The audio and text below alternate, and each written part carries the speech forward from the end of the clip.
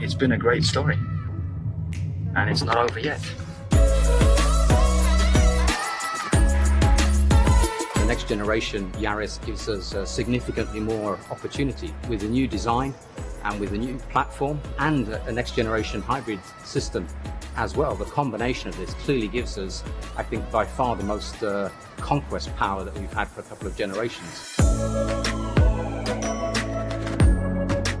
The Yaris ID is since ever big from the inside, but small from the outside. And this is actually our biggest, smallest Yaris ever.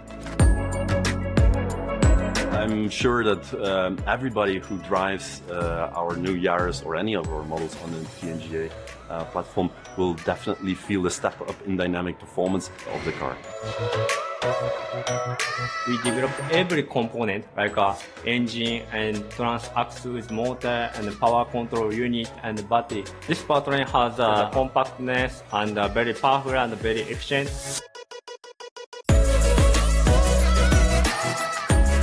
It's a very big challenge to make it as compact as possible and as safe as possible at the same time, but that is, I believe, exactly what we've done.